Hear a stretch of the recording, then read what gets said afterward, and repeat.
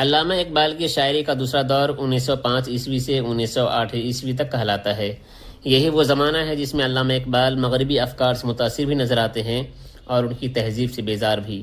علامہ اقبال نے مشہور نظم اسرار خودی اور بے خودی لکھ کر نوجوانوں کو اسلاف کے نقش قدم پر چلنے کی ترغیب دی۔ علامہ اقبال کی شاعری کا تیسرا دور 1908 عیسوی سے 1938 عیسوی تک کہلاتا ہے۔ یہ اقبال کی شاعری کے عروج کا زمانہ ہے۔ اس میں جو بھی شاعری کی گئی وہ اسلامی تعلیمات اور فلسفیانہ تصورات پر مبنی ہے۔ اس دور میں جو ان کی معرکۃ العرا شاہکار نظم تخلیق کی گئی ان میں ساقی نامہ، مسجد قرطبہ، ذوق و شوق، طلوع اسلام اور خضر راہ قابل ذکر ہیں۔ یہ بات خیال رہے کہ علامہ اقبال کی پہلی نظم ہمالہ ہے جو پہلی شعری مجموعہ بانگ درا کی پہلی نظم ہے۔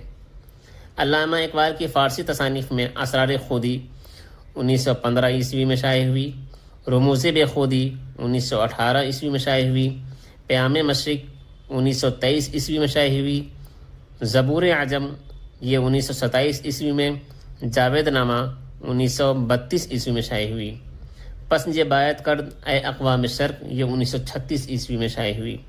علامہ اقبال کی اردو مشہور نظموں میں بانگ درا ہے جو 1924 عیسوی میں شائع ہوئی، بال جبریل 1935 عیسوی میں اور ضرب کلیم 1936 عیسوی میں، ارمغان حجاز یہ 1938 عیسوی میں، لیکن ارمغان حجاز کا ایک حصہ فارسی میں ہے جبکہ دوسرا حصہ اردو میں ہے، یہ بات خیال رکھیں۔